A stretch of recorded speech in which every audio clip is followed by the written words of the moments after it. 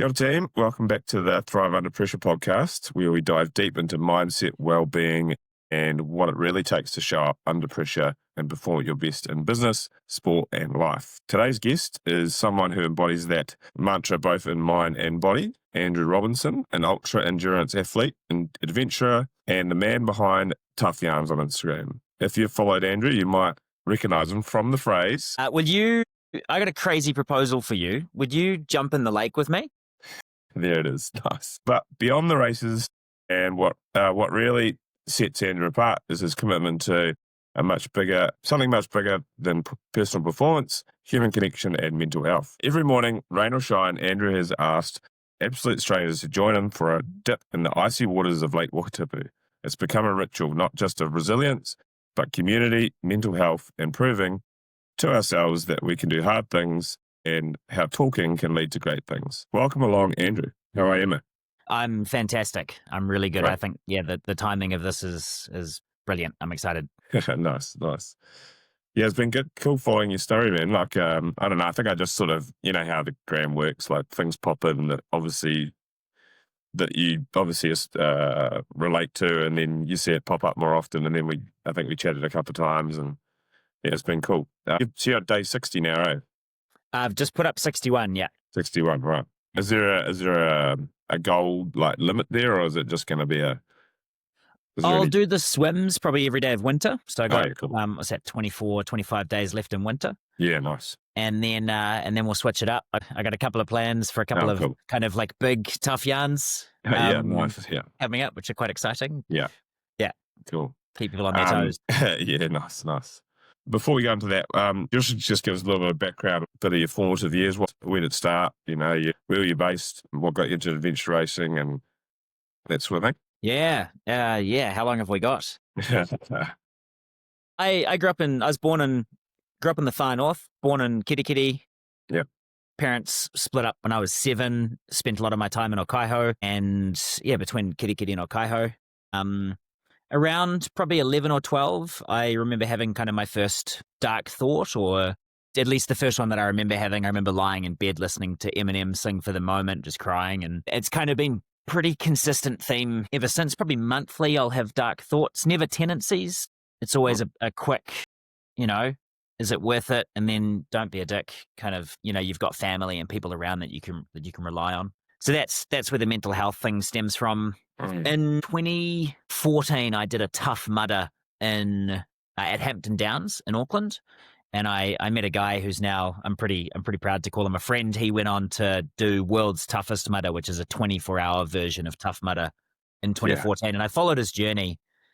And I was like, I want to do that one day. But in my mind, it was always one day in the future when I've got enough money to retire. And, I was a 19-year-old in sales. So I was keen on the Ferrari and the big house kind of thing. And then in 2016, my now ex and I, we decided to hitchhike through every country in the European Union. And that was a pretty eye-opening experience, just to go, okay, cool. I can, if I just stick my thumb out and just commit to it, like I can get stuff done kind of thing. Yeah. So I went on to do World's Toughest Mudder in 2016. I ran 120 Ks, 75 miles. I saw a guy run 100 miles, and I was like, I want to do that next. So I went and did that for a few years, and then COVID happened. So I had I was like, I couldn't race overseas. And so I had this idea to run all of New Zealand's great walks consecutively and put a crew together. We did that. It was pretty cool.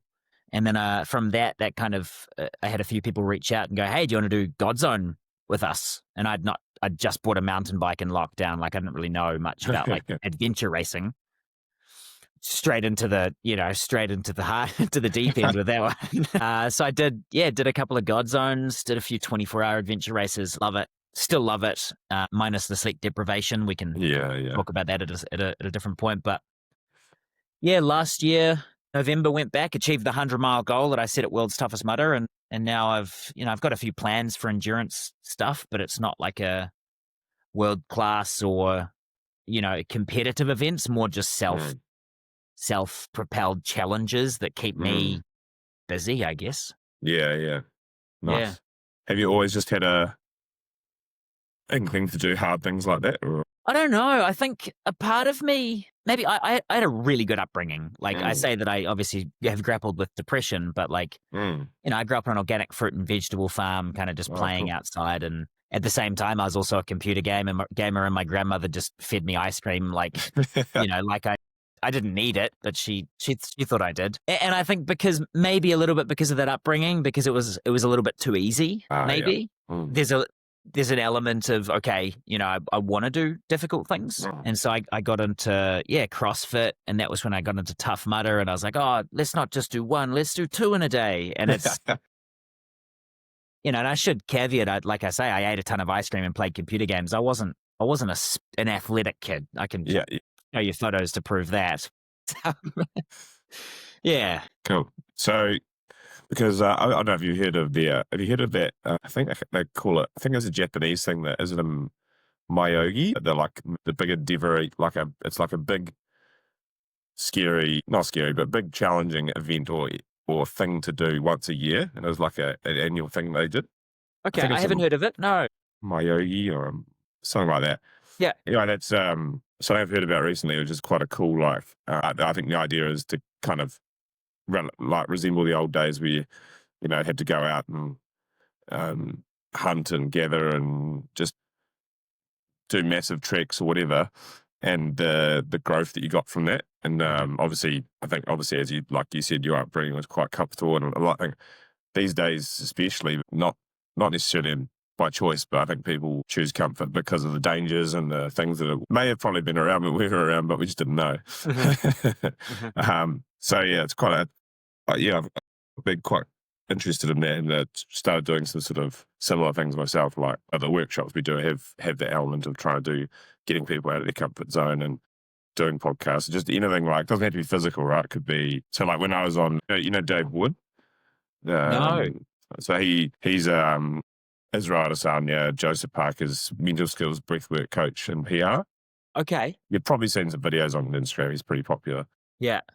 He gets you to do this mindset mantra sort of mindset theme where you have to think of something that will make you show up when it's tough, or basically it's just a rule or a set of values that you apply to your life. So I decided to do one which was like, say yes to anything that's out of your comfort zone that will help you grow. Yeah, cool.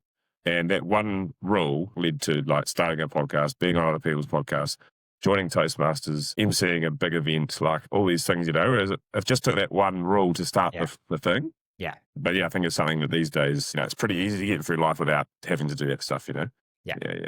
Yeah. Ironically, I think that is the reason that obstacle course racing was the fastest growing sport in the States at one point. Yeah. Tough Mudder nailed it because they were like, we'll give everybody free photos that they can put on their social media. Yeah. And I think it's the same with marathons and Ironman, like if you don't, or High Rocks even, it's like we don't really have a rite of passage. And I think, Eastern cultures have so much that we can learn from. So much, especially when it comes to Stoicism and Buddhism and those sorts of things, which I love diving into. But one of those is the fact that, for all of history, men have had a rite of passage. And now, what is it? And I think that High Rocks and Ironman and doing difficult things, we're creating our own rites of passage. It's like, sick, I ticked off a marathon, like I'm a man now. Yeah, true. Like, yeah. I see the problem with it as well when it comes to the ego and those sorts of things, but I see the beauty in having some sort of rite of passage for sure. Yeah. When you're that hitchhiking through Europe, was that all pretty safe? Did you have any tricky situations? Nah, it was phenomenal. Really? It was, it was smooth sailing. Ironically, the toughest country to hitchhike in was Spain, just because, and Barcelona was stunning. But as soon as you get into like central Spain down towards Madrid, and I had one guy, I didn't speak any Spanish at the time, and I had one guy look at my girlfriend at the time and say "solo chica," and I was like, I didn't understand Spanish, but I knew to tell him to carry on, kind of thing. I don't know if I can swear on this podcast, but you can probably guess what I said. But other than that, no, it was really? The first day, because we planned on hitchhiking and couch surfing, and the first day we got picked up by this guy Enrico, and I was explaining couch surfing to him, and he's like, well, I reckon I've got the best sofa in Europe, but you'll have to test it. And so he invited us to his house, and you just got to see a side of humanity and life that I think a lot of people miss out on. Yeah, that's actual travel, right? Not just 100%. going and sitting on a bus and taking photos and getting back on the bus. Which Yeah, yeah. there's nothing necessarily wrong with that. I No, see the value in that. But if you yeah, really want to like experience a culture, couch yeah. surfing's probably not maybe the right place anymore, from what I've heard. But like, go and talk to the locals if you want to really experience a culture.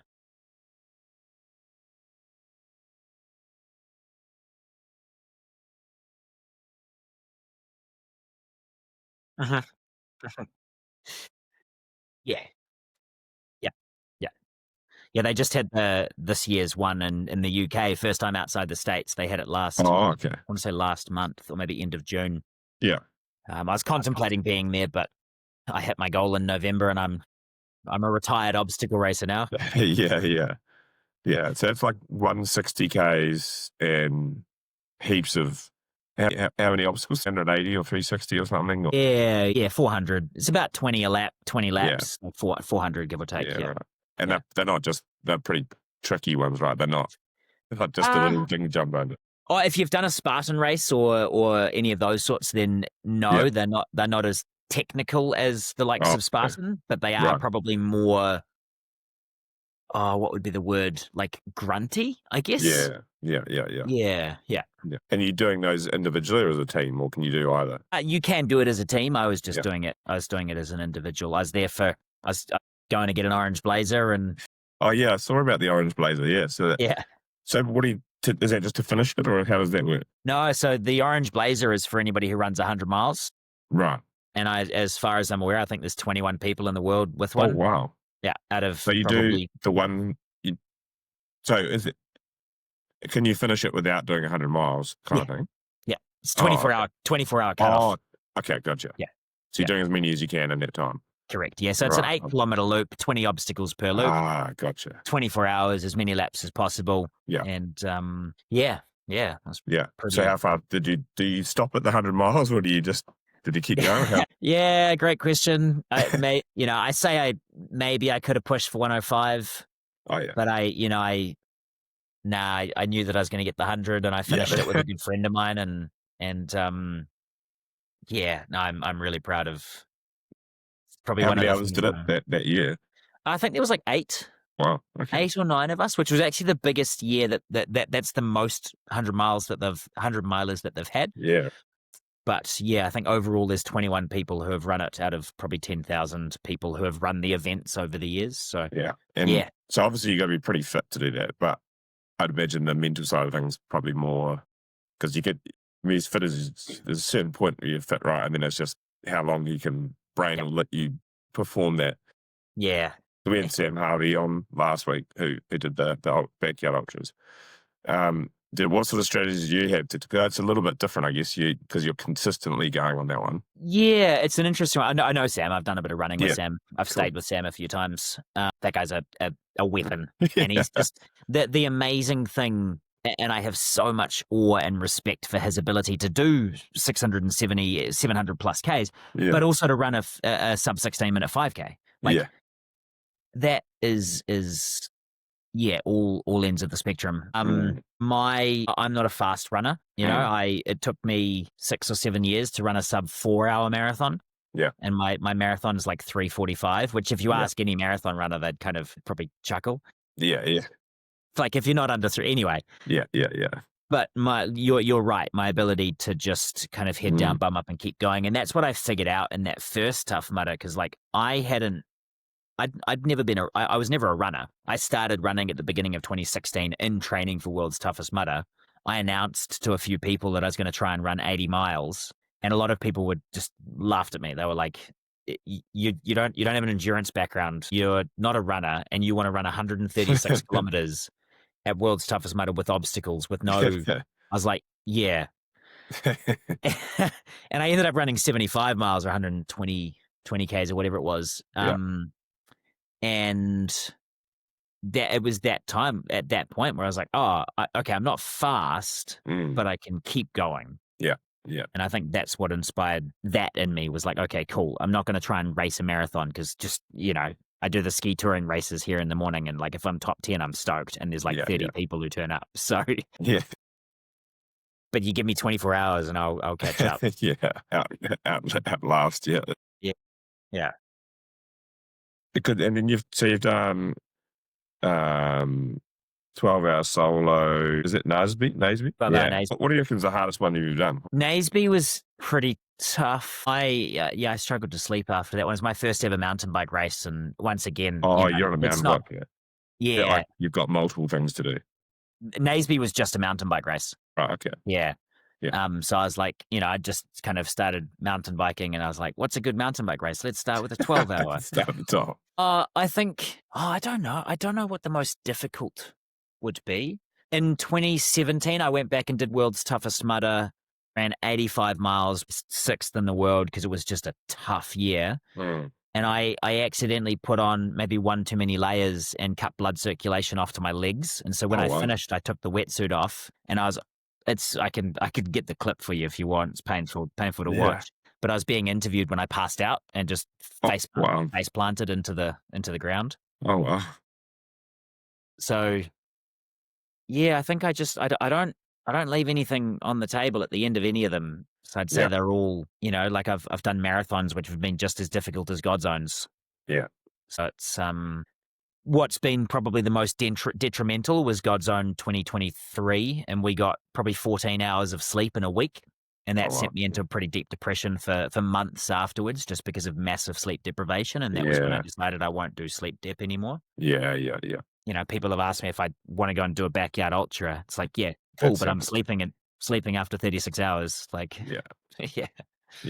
I guess when you said about, it's interesting when you said about having the dark thoughts, then you said about that. I think a lot of people assume mental health is like a circumstantial thing all the time, right? But it's often can just be a chemistry thing and like it's not just like if you heard that like the young female talk about, I think she was the head girl at Christchurch Girls High, and she did her like end of year speech about depression. Yeah. And her like life was like incredible, like all the friends, all the money, nothing was going bad, but she was feeling horrible. And it was really cool because she, I think everyone would assume that why should she be struggling? Because, life's good. 100%. So I think that's probably a misconception that a lot of people have. Yeah, for sure. I am a little bit on the spectrum, maybe a little bit further up the spectrum than the average person. And so when I get into a topic, I deep dive on it. And I've done a huge amount of research and a huge amount of reading on topics like this. Mm. And I think there is for sure a time and place for medication, for antidepressants. And maybe in a situation like that where you seemingly have everything, but there's just a short circuit that's happening up top, then 100% medication might be beneficial. Yeah. I think a lot of problems that we face today, I'm not sure if you've heard of Johann Hari, who wrote Lost Connections. No.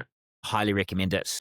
He got done for plagiarism, but, if that's the case, then Wikipedia and Google could probably get done for plagiarism as well. It's like, so his points were a lot of depression and anxiety comes from a disconnection with meaningful relationships, with meaningful values, with meaningful work, a disconnection with nature. Yeah. And he's got nine points that he makes. And I think that's what a lot of people miss out on. Yeah. Yeah. I can't remember where I was going with that, but yeah, no, I totally agree. Like, I think that's what, like, even like you just watch people like on the beach these days, like they were wearing shoes and they, not actually like the amount of time people actually spend in nature these days is pretty minimal. It's just such a basic form of connection to, like, one of the things Dave does when you get to his workshop in PR is, you never met the guy and he just gets, get those fucking shoes off. Yeah. You're on the beach. Really funny you say that. I remember a few years ago, I was in a pretty dark spot when I was living in Cromwell. And I can't remember if it was a friend of mine. I remember who it was, if he was the one who recommended it, or maybe if I just recognized it after the fact. But I went and hiked up Ben Lomond in the middle of winter in bare feet. Oh, really? Yeah. Because, there's nothing between 0 and 10 with me. Yeah. So easy to have shoes on. Yeah. Gone. Back in the zone. Yeah. Depression depression gone. It was pretty mind-boggling. I was like, okay, like I needed the reconnection with nature, with doing difficult things. Yeah, it was pretty amazing. So yeah, we're in these boxes and we get to these boxes with other boxes, and then we sit in front of a box at the end of the night and we wrap ourselves up and we make ourselves comfortable. I mean, how many times has that been said? And yet we still do it. It's like, yeah. And that's the thing, right? Once you start feeling that way, that isolating from people, nature, all those sort of things is the natural response. Even though it would feel not something you don't want to do, it's probably something that's going to substantially help. Yeah. Which is probably where you need your mates or someone to recognize that stuff, right? Yeah, I said in a video a couple of days ago, I can't remember which one it was exactly, but like anything that's difficult now is probably going to be beneficial later. Yeah, totally, yeah. Like if you feel resistance towards doing it, do it. Yeah, exactly. I always say, like when we do our workshops, I always bring up a slide saying, who would like to live life stress-free? And always everyone puts their hand up. And then I list all the things that are stressful or just uncomfortable that are fun. And they're like, oh, yeah, right, okay. So it's not the stress and pressure and stuff that's the issue. It's the management of it and how we regulate our nervous system and getting out in nature and communicating with people and not being doom scrolling and, all that stuff, right? Yeah. Instant gratification and dopamine. Yeah. And I think it drives me mad, but there's so many things in society that actually like tries to push those negative things towards us, right? Like alcohol, gambling, and the internet stuff. Like, I don't know how some of those people sleep at night, right? Where they, they're making a shitload of money out of ruining people's lives or making them feel, it's just. Yeah. I was having a, what's the word? Not a rant.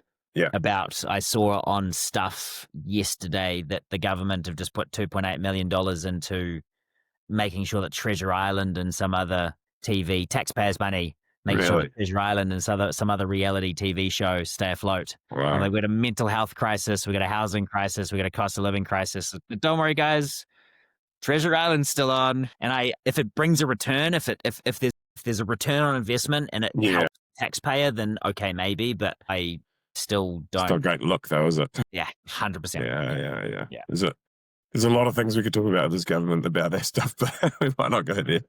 Any government, right? I'm what's the word when you don't have a religion? Yeah, I know, atheist. No, I'm not atheist. Agnostic. I'm agnostic to governments. I think they all have their pros and cons. Oh, totally. Yeah. This is not a pro. Yeah. Yeah. So those a couple of things that have helped with you for that, for when you have those moments. What other sort of things work for you, or others? Like you've obviously helping others as well with what you're doing with Tatiana's as well. Yeah, I think the biggest thing for me is just enjoying the process. And just really, I don't know if you've heard the story about the I can't remember if it was an Indian chief or what it was, but I can't remember exactly how the story goes, but the moral of the story is good, bad, who knows? And I think he gets given a horse or something and they go, oh, you're so lucky you've been given a horse. And he's, good, bad, who knows? And his son goes and rides the horse and breaks his leg. Yeah, that's, Doesn't get signed. And I think I'm really fortunate I grew up with a father who just instilled really good values. And one of those was just being really empathetic. And at the time, I hated it because, someone would bully me at school and dad would go, what do you think's happening in their life to cause that? And I'm like, no, you're meant to fight their dad. Like, what are you? And now growing up, I can really see it. And you've heard of the Resilience Project? Yeah, I've only just recently heard of it in the last week, and I've listened to a couple of podcasts since, and I'm like, that's what Dad instilled gratitude, empathy, and mindfulness in me from a young age, and because of that, and just a love for doing difficult things. Unfortunately, I'd love to tell you what tips and tricks I use to get through difficult times, but it's just enjoying the process, and I know that that's really tough, but it's like there's always another end. There's always going to be good times and bad times. And it's just accepting that. And sometimes, when times are good, it's like, okay, eventually this is going to run out. It's a reality, Yeah. I think it's Newton's law of physics. Every action has an opposite and equal reaction. If you're high now, eventually you're going to be low. But the cool thing is, if you're low, eventually you're going to come back up. Yeah, exactly. Yeah. Do you think because you have pretty good habits and pretty good, you've got those things in place that keeps those lows shorter though? Yes and no. I think I still do the habits when I'm low. Yeah. But no, I think just riding them out. I don't think it okay. necessarily makes them shorter or speeds them up or anything like that. But I'm just aware that eventually this too shall pass. Yeah. And it might take a day and it might take a week. And if it takes longer, then that sucks more. But, I think we've all had enough. We've all survived the most difficult thing that's ever happened to us, and the chance of something being more difficult in the future is pretty low, regardless of what that difficult thing is. Yeah. So we'll probably be able to get through it. Yeah. Yeah. Yeah, nice. So what about like when you have the sleep deprivation from that event, does that do the other way though? Does that make those tough times a bit longer if you're like really, physically fatigued? And I think that was a different situation altogether. Yeah, so okay. during the race, I was back up nav. So my friend was navigating and I was back up nav, and I could read a map and compass fine. There was no hallucinations. Like during the race, I was all good. A couple of weeks after, I felt okay. So I was like, sweet, I'll just get back into the swing of things. Shouldn't have done that. Oh yeah. Because I just kind of got pretty emotional and pretty down, and I didn't want to get out of bed, and not just because I wanted to sleep, but just because I didn't want to do anything. And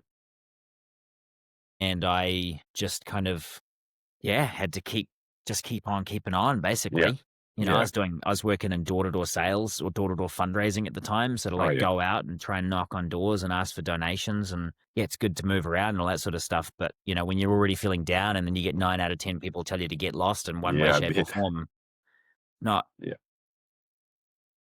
it's not the best feeling, but I can't remember exactly. Had you recovered like as well, like, I don't know what your protocols were like back then and stuff, like was your recovery sufficient, do you think? That okay. Luckily, I'm a fatty. I was talking to my boss about this the other day. We're comparing foodies with fatties, and I'm like, I'm definitely like, I just love food, which is a fantastic excuse to do an endurance sport, right? Because I'm like, calories, get them in me, love it, salt and sugar, keep it coming. Yeah. So I've never struggled with that side of the recovery. I also love sleep. Like I sleep, minimum 8 hours, generally at least 9 hours a night kind of thing. I nap a lot. Do a lot of stretching and that sort of stuff. So no, recovery is normally pretty good, but I definitely didn't give myself enough time to recover. Yeah. After that one, yeah. Yeah, right. And so obviously you started Tough Yarns. What sort of gave you that reason to sort of start it, and what made you do it the way you did it? And, tell us about how that kind of kicked off. Yeah, so I'm going to do a fundraiser in November for Movember. Yeah. How exactly that looks, I'm not, we'll figure that out. Kind of started this. I was talking to a friend and he was like, why don't you just ask people to jump in the lake? Yeah. For like creating social media, getting a bit of a following, being able to. Yeah. And I remember riding home from that thinking, it was a real off the cuff comment for him. His full-time job is social media advertising. He runs a company called The Attention Seeker. Oh, yeah. I'm not sure if you heard of it. No. It's a good name. Good name, yeah. And I got put in touch with him through a friend. He's like, why don't you just ask people? For him, I think it was just kind of an off-the-cuff comment, but I was riding my bike home and I was like, difficult things, cold water, human connection, conversation. I was like, okay. So I got home, that was on Friday night, and I picked my GoPro up and I just went down the lake Saturday morning, and I had no idea what it was going to be called. I didn't have any social media, nothing. I was like, I'm just going to go and ask someone to jump in the lake and see what happens. Yeah. And I think like the second or third person said yes. And me coming from like a door-to-door sales background where it's like 1 in 10. I remember Charlie Mortimer was his name. And he was like, yeah, I'll do it. And I was like, I was surprised. I was like, oh, okay, well, let's go for a swim. Yeah.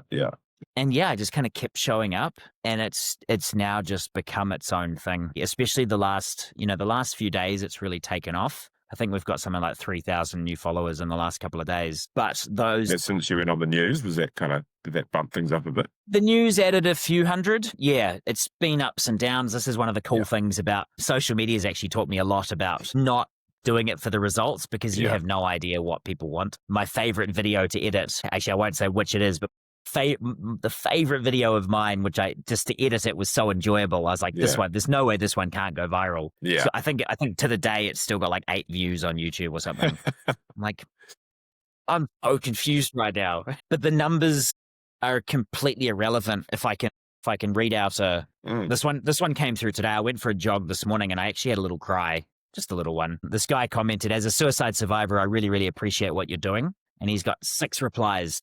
I'm so glad you're here with us, man. The world is a better place with you here, brother. Thanks for blessing us.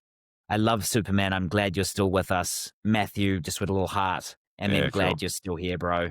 And it's like the numbers are just irrelevant. Yeah, totally, And it's just becoming its own community.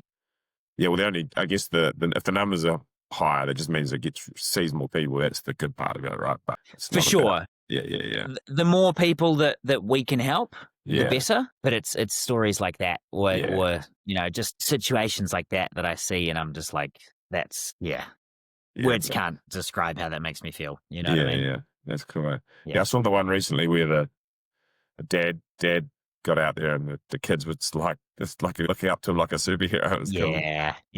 Yeah. What was the son? He's like, are you going to do it, Dad? It's like, yeah. What do you say? Your old man will rise to the challenge or something. Legend. Yeah. Yeah, that's cool. Yeah, and so what do you reckon the ratio is on average now? Like, out of the 60 days, how often do you have to ask before? How many no's do you normally get before? The last 5 or 6 days, I think it's been on average 1 and 2. Right, nice. Over the entire thing, I'd probably say 1 and 3 to 4, maybe. Yeah. And that's only because there's the occasional day where I remember I put one video up and there was 16 no's. Yeah, it's miserable. Made it so much more worthwhile. And someone someone noted, because everyone just said no straight away. Yeah. And then I asked this guy, Tristan, and I said, will you jump in the lake with me? He's like, why? And I explained why, and he's like, hell yeah, I'm all in. Nice. Someone pointed out that it was the first person who showed a bit of curiosity who was the person who got in. I was like, yeah. I didn't pick up on that, but I'm glad that person did. So yeah, nice. Yeah. What was it again? Have you started having people approach you yet, like before you could ask them? Not before. I've had a few people now. I was asking one guy a couple of weeks ago, and I just hear this, I'll do it. But they're just lurking around, I was like, me? And he's like, yeah, I saw you on 7 Sharp. And he was down from Topor. And he's like, I'll do it. I was like, sick. Yeah, nice. And then I had one couple just a few days ago. I asked them, and they both kind of looked at me and chuckled.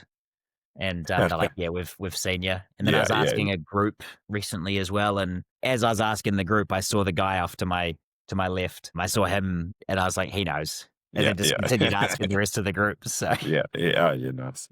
Yeah, makes it easier. Nice. The kind of workshops and stuff. And I was actually at a work weekend for indoor all over 40, so they're all feeling pretty broken after a couple of days of playing multiple games. And there's this cold water, there's this freezing pool, just a normal pool, but it's actually still quite clean and everything. And I said to them, we should use that. Like it'll be good for you, and it'll be good team building and blah, blah, blah. And it was really like everyone was like, nah, no way. This is never. And then one person did it, and then the other person, they're looking out and they're like, oh, maybe I could do it. And and we eventually got pretty much the whole team in. Yeah, cool. But it's interesting people's mindsets around cold water. Eh? Like there's so many that have this closed, I can't do cold water. And I used to be like that. I used to struggle. Like I'd be, knees deep, hanging around going, oh, you'll get in soon, But once you, I think I was doing some research around it, like how it's is it a hormetic stressor? So it's like helps you build capacity to cope with stress. And then I think, and the more you do it, but obviously the easier it gets, right? Which is like everyone say, like all the guys in the court, the tournament were like, I can't do it. I'm like, we'll just do 20 seconds today, and then tomorrow you do 30. And eventually they all did sort of around 2 minutes, and it was fine. Like, but it's all in their head, like how uncomfortable it's going to be. And Yeah. yeah, it's It's interesting. interesting. I always say it doesn't get easier, but you get stronger. Yeah, exactly. That's Yeah. kind of my The discomfort's still there. yeah, Yeah. yeah. Yeah. And like you say, the more you get in, the longer you can stay in for, and Yeah. those sorts of things.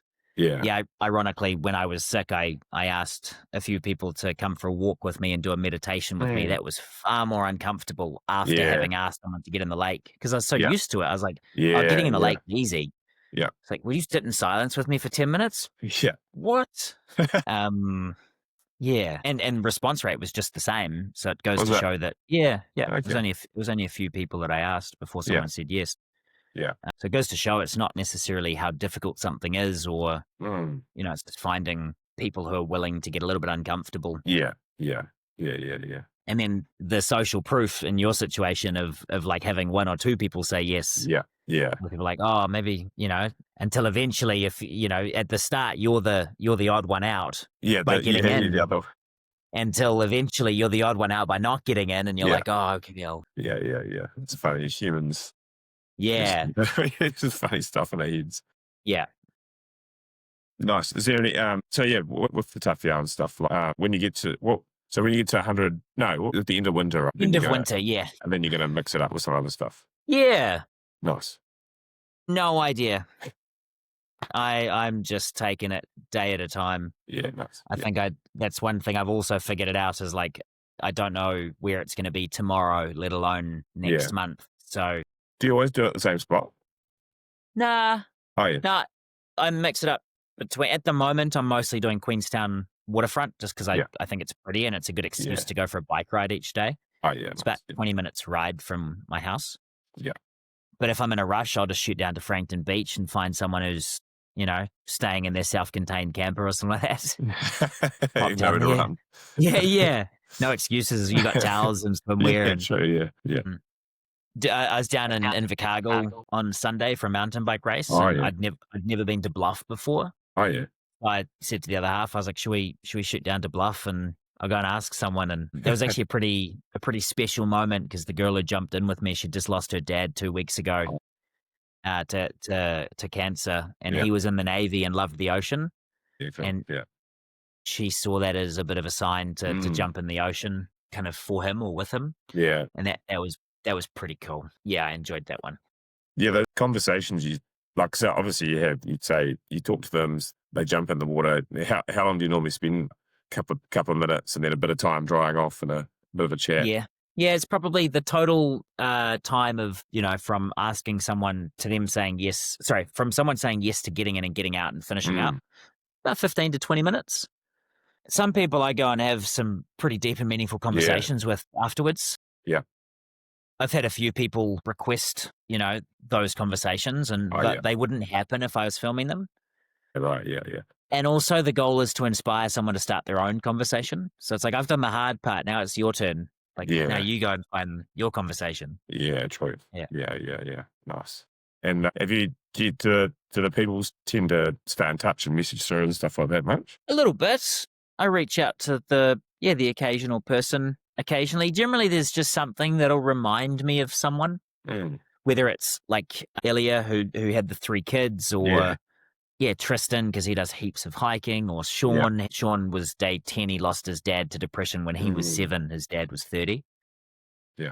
Lucy, she's French, teaching up at Remarks. So I keep in touch with a few of them. Yeah, nice. But normally there's just something which will trigger me to reach out to someone, and I'll just say hi because why not? Yeah, nice. Yeah. Yeah. And is there obviously you got the November stuff later on? Is there anything, any sort of plan you've got to where you want to take Tough Yarns after? You just going to see how it goes organically, or? Yeah. I'll just, like I say, is just create a community, and that's happening, and it's pretty exciting. Yeah. I've worked in sales for nearly 15 years, and a lot of that has been coaching door-to-door sales, like and streets, events, business to business. So I know how to talk to people. I know how to teach other people how to talk to people. And a lot of comments that I'm getting at the moment just talking about, I guess, my ability to deal with social anxiety, my ability to communicate with people. Maybe there's an opportunity down the line to give people the opportunity to learn those skills. You know, I actually work with a school here in Queenstown, and I teach the kids here how to communicate, just body language, tone of voice, and those sorts of things. So I don't know if I take that to the internet or we'll see what happens. I mean, obviously it's crossed my mind. I've set up a business called the Grit Academy where I'm coaching communication, and I'm working with the school here and a couple of other people. I don't know how I still have a full-time job plus tough yarns. How do you fit it in? Yeah, exactly. Well, I say full-time job. My boss is super lenient. It's hardly full-time. Yeah. So we'll play that by ear, take it as it comes. Is there anything else about tough yarns you want to get out there, like that we haven't covered? Nah, or just mental health generally? Do the difficult thing and have the conversation. I think human connection is something that a lot of people are just really struggling with. Whether it's, I saw a statistic a couple of years ago actually, which the average American, if you round to a whole number, has 0 people that they can rely on. Yeah. So when you look at that, like even if you did have, if you don't have anyone to rely on, then where do you start? And even if you do, it's like, how do you start that conversation? And I think it's always really difficult starting the conversation. I'm not, I'm sure you've had many a tough yarn yourself, but like it's hard starting. It's generally hard during it. It's, it's emotional, and sometimes there'll be a few tears shed, or depending on what the conversation is, it might even get a little bit heated or something like that. But as long as you can move on from that, maybe after a good nap. I always need a good nap after I have a little.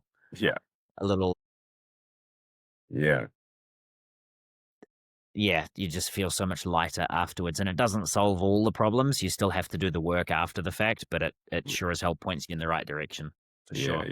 Yeah. Nice. So, that's what I was going to ask. Have you had any mornings where you've got to the water and gone, I don't really want to do this myself today? With the cold? Yeah. Or just, I've had days where I wonder what it's going to be like asking people. That's probably the hard part, is like kind of fronting up, I guess. Ironically, those are probably the days that I've had more deep, meaningful connections with people. So I'm not too sure if there must be some correlation there. It's the same in sales. The days where I really didn't want to turn up to work are often the days that I did best. Oh, really? Yeah. It's bizarre. Yeah. Maybe you're not trying as hard. It just happens. You're not pushing it. Correct. Indifference. Yeah, for sure. I thought it was quite interesting when you were telling me, like, I remember when I thought when you said, I'm going to give you a crazy proposal, and that would be like, and then you were telling me about that. What do you call that? The opposite effect of that, or whatever it was? Oh, the accusations audit? Yeah, so it's just, I mean, it's a fantastic way of framing a conversation. I use it a lot at work. I work for a marketing, I work in sales, which is a role that not many people trust because sales people. And then I work in digital marketing. Which, I'm like the untrusted person in the untrustworthy industry. And I'm very aware of that. Team empathy is actually, casual shout out to these guys. I realized I was still wearing the shirt and it was the same colors as yours. And because I can be confident in the fact that, we are legit, I'm very comfortable saying straight off the bat, it's like, hey, look, you probably get more phone calls from marketing companies than you do from leads. And I'm very aware it's an industry that there's very little trust. And 99% of businesses generally have a little chuckle. And they'll go, yeah, you're not wrong. But they'll give me the time of day. Whereas if I try and jump in and try and, prove that I'm trustworthy or something like that. And so just laying it out that I'm aware of that. And so my point is, with the crazy proposal, it's the only sales tactic that I use in the entire thing. The whole thing is organic, apart from that one thing.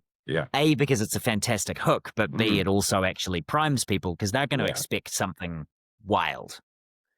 And jumping in the lake's pretty wild, but generally they're a lot more prepared for it.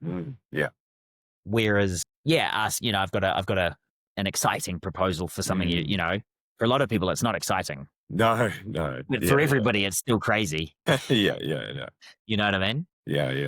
That was So, interesting. Yeah, I like it. yeah. Giving away all my tactics here, aren't I? It's funny. It's funny you say that because I used to with coaching and stuff. I used to be a little bit like that. Like, oh, we can't give away all our secrets now. But funny thing of coaching and like human connection thing, right? Like even AI, right? Is I think you can find the information these days on the internet and stuff, right? But you can't actually teach.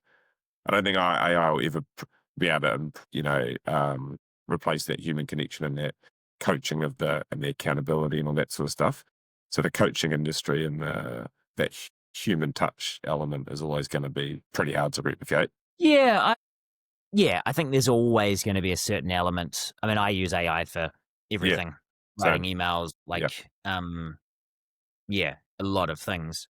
But I think you're right. There's always going to be a certain element of, I was actually talking to my boss about it because he's massive on AI as well. We're talking about massages. Mm. And he was like, oh, you'd be able to get like an ass. Like I go to a massage for that human touch. Yeah. Like this, Yeah.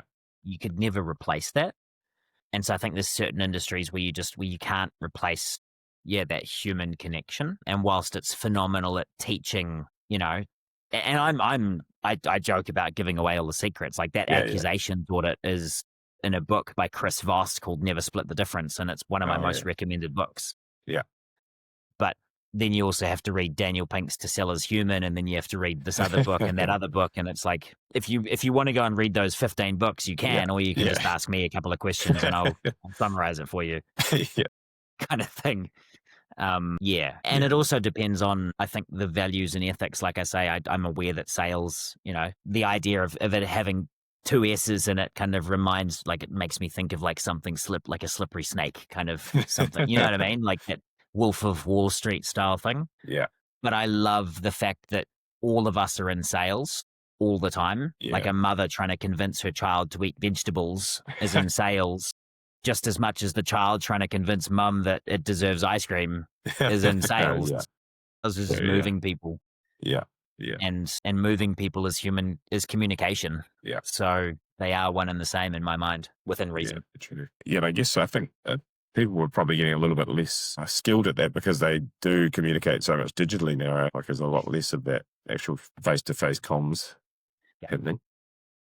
And that was the initial reason for starting the Grid Academy, was to teach, like I say, teenagers and young adults how to communicate, because a lot of teenagers will be leaving school and going to university in a different city with no friends. It's like, how do they make friends? Or a lot of young adults will be leaving university with a degree and they've got AI. Like I did a little experiment when I was between jobs and just sent out hundreds of job applications to like every job. Yeah.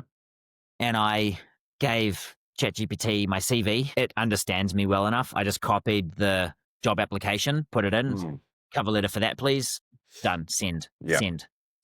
People can do that, but what's going to happen when they get an interview? Yeah. Now you got to show up.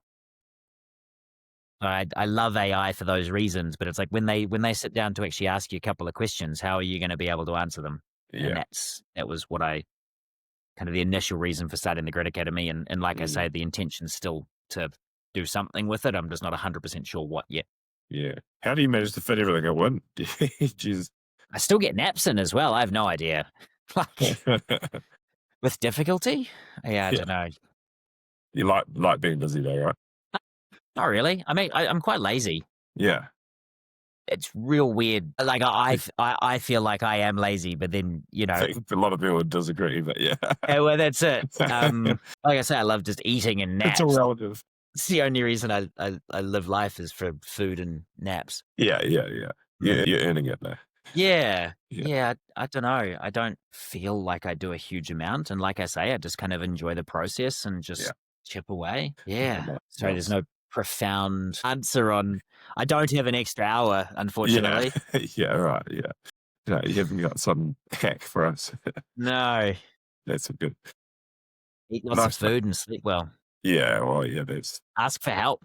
Yeah. Actually, to be fair, honestly, if there is one, it would be that. Yeah. Like, I'm not technologically savvy. There's a lot of things that I really struggle with. And so I ask the people who are good at those things to do those things. I've just brought on when I say brought on, I've had a friend volunteer his time for marketing, because whilst I can talk till the cows come home, Yeah. you try and get me to design a logo and I sit down Yeah. and I'm like, tough yarns. No idea where to start. Yeah. I've got a T and a Y. Whereas he obviously just sees something different on paper. You know what I mean? Yeah. I got a lady helping me build the website at the moment, because that's just a blank canvas at the moment, just for a landing page. Yeah. Nice. So like I say, the goal is just to develop a community and a place where people can have tough yarns and support each other. Yeah. Nice. Yeah. Yeah. I did a course last year for small business management, or small business and project management. And that was one of the biggest takeaways. Like when you run your own business and you're the one-man band, like there's so many things you can do that you suck at that take you 4 times the time. So effectively costs you 4 times your hourly rate or whatever. Just get someone who can do it efficiently for a fourth of the time and probably a fourth of the money. And you're going to be, not having to suffer through it, and you're going to get a better quality outcome. But yeah, I think you often always go, no, I can do that. I'll save some money, but you're not saving money. You're saving because you're losing time, right? Yeah. And if you're worth, like, you're bang on. If you're worth, $100 an hour, and it's going to take you 4 hours to do it. Yeah. Whereas you could pay someone else $200 to do it. Well, it doesn't matter how long it really kind of takes them. It still saves you $200. Yeah, exactly. And a whole bunch of headaches and my boss is a massive fan of who, not how. Yeah. Is finding the right people to do something as opposed to finding the way to figure it out how to do it. That's why he put me on. Yeah. Yeah. Nice. That was a bit modest, wasn't it? That was good. That's good. Well, we've just hit the hour mark. So before we wrap up, is there anything else you want to get across to the listeners, or any advice or any things you want to pass on before we wrap things up? Well, I think one thing that's just kind of been on my mind a little bit this afternoon is just having conversations, and having tough conversations, but with anybody and everybody. I had a guy come swimming. I just posted it today, and he pointed out that a person that he used to work with unfortunately lost his battle with depression, I want to say last month. And Josh on the video was surprised, because he was this happy-go-lucky kind of fun guy. And it's like, you've got no idea what anybody's walking around with. I think in one of the early days, kind of in the first couple of weeks, I remember asking a guy if he'd jump in the lake. I'm doing a project with mental health. He turned down the offer to jump in the lake, but he said he'd just found a suicide note from his son a week earlier. Sure. And like I say, I'm really fortunate to have been brought up with understanding that other people are going through things that we don't have any idea of. But it's these sorts of kind of conversations that you have where you're just like, you really have no idea. Yeah. And just giving people a little bit of the benefit of the doubt. If they're rude, or if they're short with you or something, it's like there's a strong chance that they're going through something. Yeah. You know, there's the occasional sociopath out there.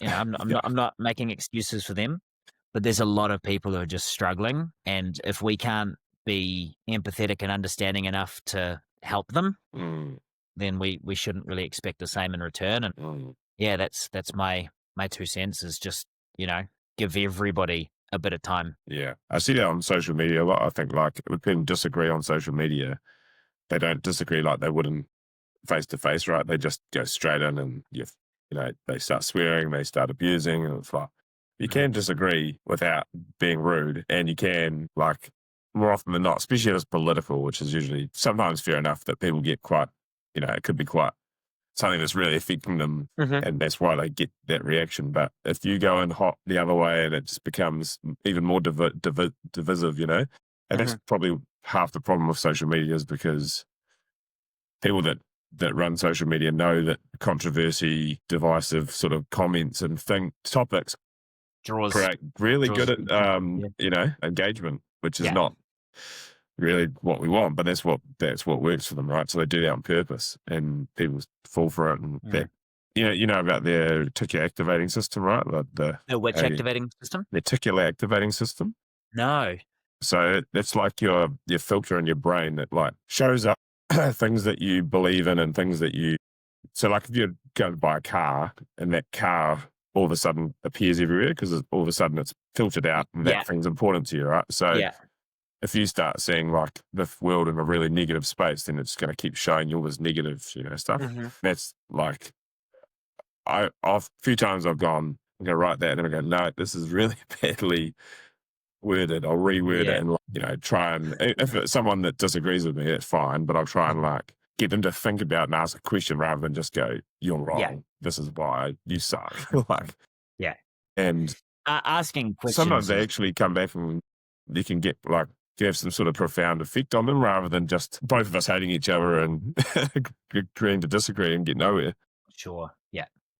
Well, one thing that's really hard to, I guess, grapple with, and I still grapple with it a little bit myself, but I know that it's quite a controversial thing to say, is I don't believe there's any such thing as good and bad, or sorry, not good and bad, right and wrong. Yeah. Yeah. And the reason being is because everybody's perception of reality is different. You'll have been brought up in a particular way, which is different to me. And so our vision of exactly the same thing could be completely different. And I think you remember the gold dress or the blue dress?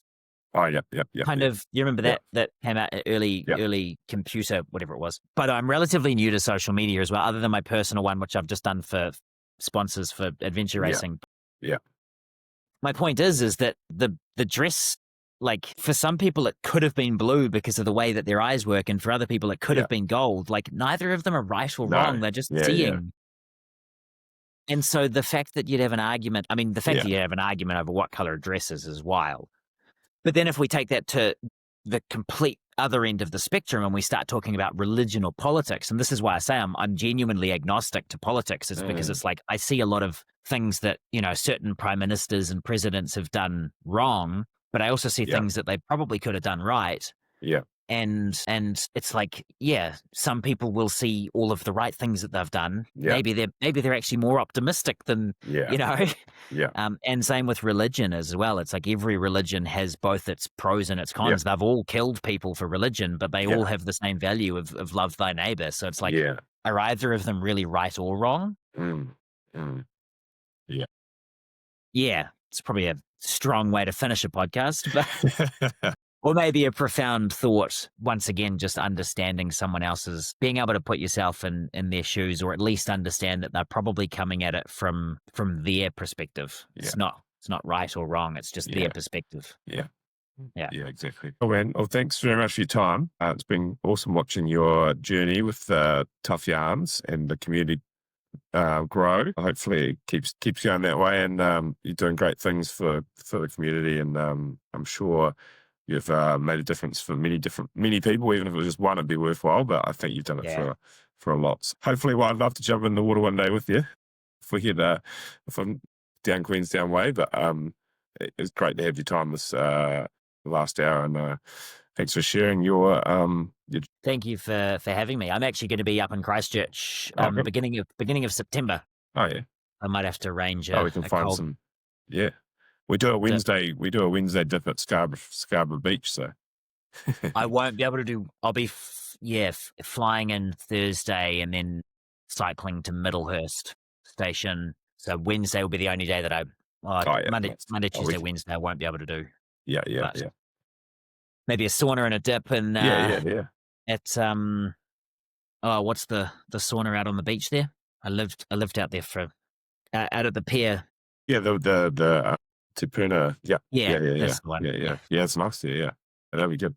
Yeah. Sounds good. Yeah. So, cool, man. I'll appreciate your time, and we'll stay in touch, eh? Epic. Cheers, Dan. Thanks a lot. Great.